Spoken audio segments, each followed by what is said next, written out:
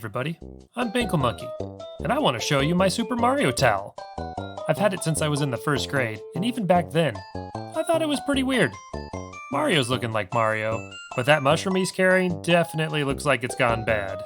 And not poison mushroom bad, just bad. Bowser's yellow body is off-putting, to say the least. And I'm not exactly sure what green-dressed, black-haired Princess Mario is saving, because that is not the Princess Toadstool we all know and save. Oh, and Luigi's here too. Okay. The towel's just weird. You know it's Mario. It's close enough to tell that it's Mario, but it's still just a little off. Just like the game we're talking about today, Super Mario Bros. 2. As I mentioned in the last video, Super Mario Bros. 2 was not originally a Mario game.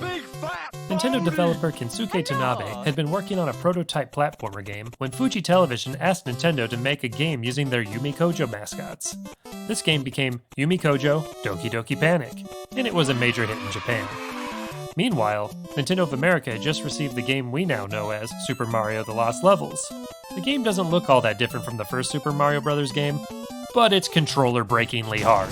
Nintendo of America was convinced this game was not going to sell well outside of Japan and basically asked, "What else you got?" So in 1988, they Mario-fied Doki Doki Panic and released it to the rest of the world as Super Mario Bros. 2. The game was a massive success, but it had to leave 80s kids scratching their heads wondering, why is this Mario game just so different? What kind of different, you ask? Well, let's start with the story. So Mario's having himself a little snooze when he has a dream of a staircase leading to a door. On the other side is another world, which a disembodied voice, always a good omen, identifies as the dreamland of Subcon. The voice asks Mario to help, and by help we mean do everything. And by everything, I mean defeat the evil tyrant who has cursed Subcon and its people.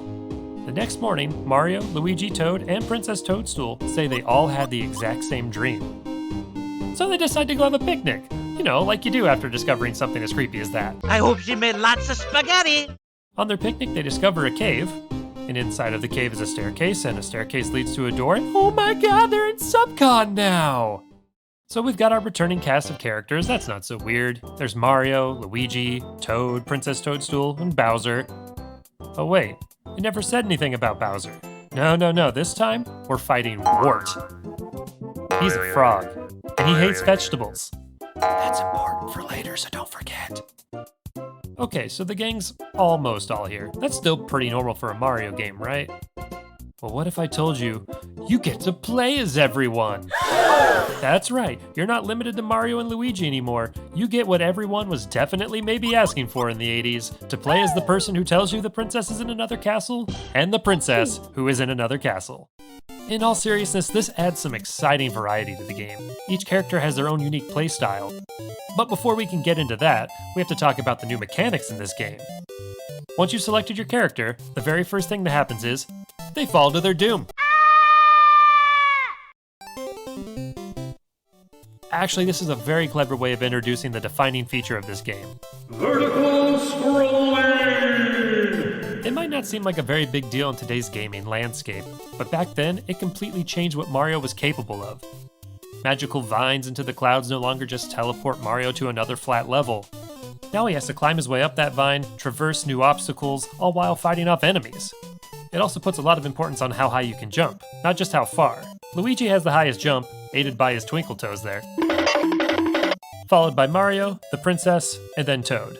They also have a super jump any character can do by holding down on the D-pad until they go Super Saiyan. So what can be said for traveling upward can also be said for downward. This game adds a digging mechanic. There are screens completely filled with this sand, dirt, stuff for you to sift through, usually to find something at the bottom and climb back out. And of course, different characters are better at that than others. Toad is by far the quickest at digging, followed by Mario, then Luigi, and then the princess. The dig mechanic isn't just for moving sand though, it's how you fight enemies in this game. If you try to go old school and jump smush one of these baddies, you're just gonna ride off into the sunset.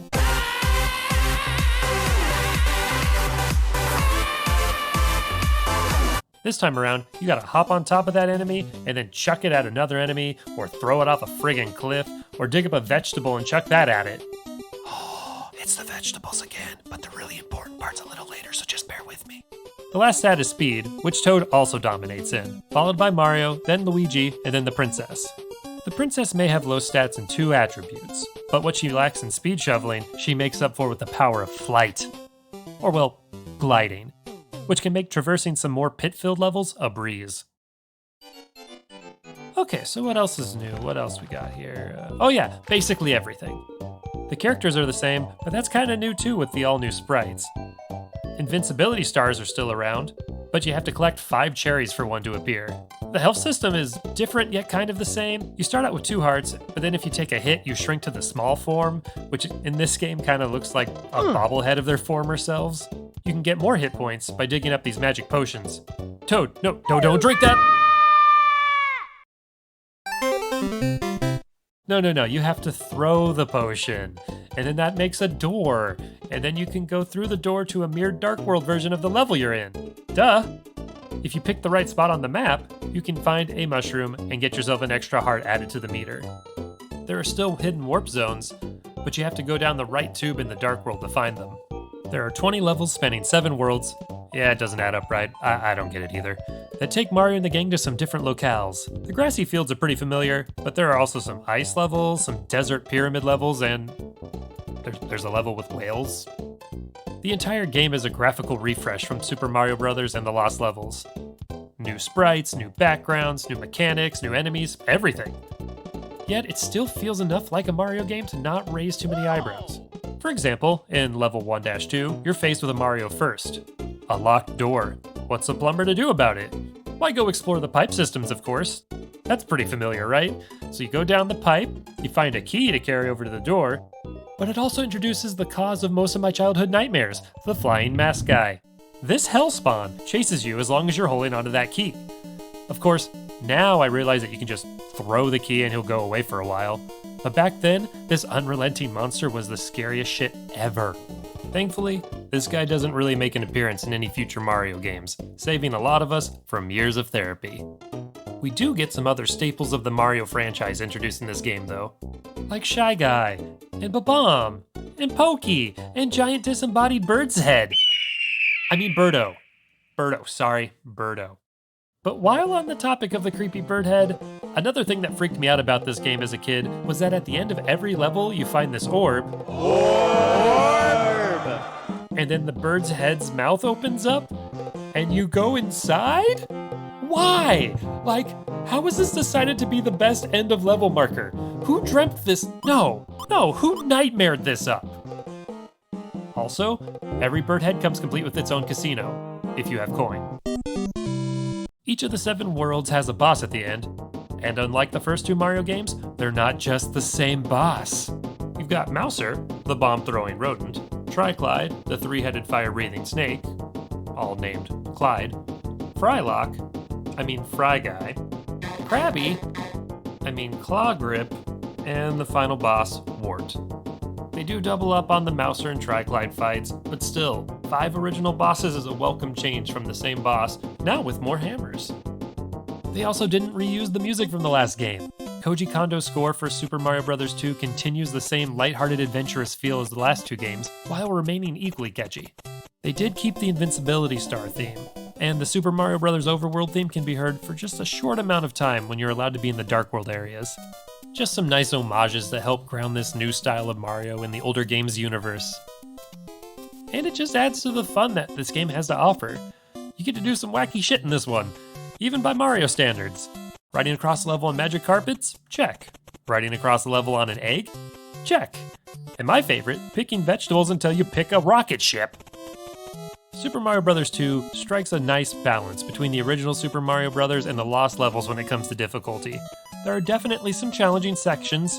Looking at you, Bezo Bridge. But if you do make it to the final boss, oh my god, this is kind of exciting.